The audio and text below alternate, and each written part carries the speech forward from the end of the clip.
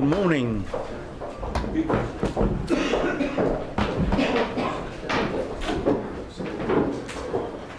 Okay, Jamie, if you want to get started, start. Thanks very much, Paul. Morning, Harry. Morning. Games come around thick and fast in the Championship, and then you've got this huge long wait between the semi-final and the final. I think it's difficult if you've been getting itchy feet. Well, I mean, there was, quite a break, so it was just how we worked out the time in between. We've been back normal routine this week, really. Back to training as normal. Nothing too much different. Excitement building, nerves building. Yeah, excitement. Yeah, it's looking forward to it. It'd be a great atmosphere. Both teams obviously sold their full allocation of tickets, so it should be a fantastic atmosphere there at Wembley. You've been involved in FA Cup final, Champions League matches, but given the prize at stake, would you say this is the biggest match of your career? Well, it's a massive, big game. Obviously, we want to, we want to try to get back in the Premier League, and there's an awful lot at stake. So it's an important game, but it's a game of football, and we want to make sure, if we can, that we win that game. You've certainly got the most experienced side of players with plenty of Wembley experience. Like Niko Kranjcar's played there 7 times, which is remarkable. Players that come through the playoff finals as well. That's something that works in your favour, isn't it? Well, I mean, both teams have got pros and cons, for and against, and I think they're favourites. I think the bookmakers make them the favourites. They've been in good form. They've had a great run. Steve's done a fantastic job with them. They're a young side, full of energy, a good team. But we're a good team as well, and we're a team full of, full of experience as well. So it's got all the ingredients of being a real good matchup. Do you need a different mentality for these one-off games? Do you need a sort of special ingredient as a player? I don't know. It's hard to know. It's hard to know what it will take. You can't get too carried away with the occasion. You've got to go out there and play your football. That's the most important thing. We can't let the occasion get to us, and got to make sure that we've got clear heads and we're focused and we play the way we want to play. So I touched on the players that have come up through this way before, obviously more Gary O'Neill, Rob Green amongst them. Will you get them to sort of speak to the players? No, I'm sure they do anyway. I mean, they'll have bits to say in the dressing room before a game like they normally do, so that won't be any different there. Rob's quite a good talker. Bobby's experience, as you say, Gary. We've got a lot of players with big experience. And you spoke about Steve. I mean, obviously a little bit of insider knowledge, won't you? He will.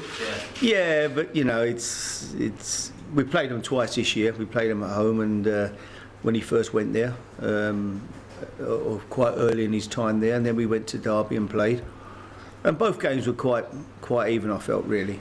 There wasn't a lot in the teams between the two teams, so I'm sure Saturday will be the same. You were very impressed with him whilst he was here, weren't you? Liked him a lot, yeah. Very good, excellent, very good coach, and obviously a top manager as well. So I'm really pleased for him that he's gone to Derby and done so well. So there's times in his England tenure where he almost sort of became a bit of a figure of fun. Did that confuse you when that happened? Well, no, he's not the first England manager to have that, is he? I mean, there's been, let's not forget that the greats. Bobby Robson got slaughtered at times. So he's just one of many that has had that. Graham Taylor, whoever you want. I think probably only Terry Venables was the only one that I can think of. Euro 96, who didn't get any grief, and he didn't deserve any, but nor did the others in lots of cases. So, I think that comes with the territory a little bit what Steve got, but it doesn't detract from the fact that he's an excellent manager. He's gone to Holland and done great, and come back to Derby and done excellent. So, and I'm pleased to see him doing so well now. Can I just ask you about Yoon Suk-yeol and his availability? Yeah, it's fantastic that the Korean coach manager has they've allowed him to stay and be part of our team for this game. So we're delighted with that. And just very finally, if you were to get up to the Premier League, you'd obviously want to bring in some players. With that in mind, would you like to wish Yaya Toure happy birthday? Absolutely. I mean, at my age, you don't want to be reminded about your birthdays, and I've never, to be honest, I don't think I've ever known when a player's birthday is. It's something that really doesn't, I think that's family, isn't it? That birthdays are for families. a load of nonsense. Thank you. Chris? Harry, you've won the FA Cup with Portsmouth, you've taken Tottenham to the Champions League. Where would taking QPR up to the Premier League compare among those achievements? Well, it'd be right up there. It'd be fantastic to do that, you know. It's, that was the aim. We would try to do that from the start of the season, and it's been a long season, hard season. You know, one stage we looked like doing it, but Burnley and Leicester just wouldn't let up. They were fantastic. So we ended up in the playoffs, and we had a very hard game with Wigan, who I felt were, in all honesty, I felt Wigan were probably favourites. I thought to, if you were looking at it, to maybe get promoted. They've got a fantastic squad, I think, and the manager has done an amazing job there. And we got past them over 2 legs, and now we've got a tough game with Derby, who finished just above us in the league.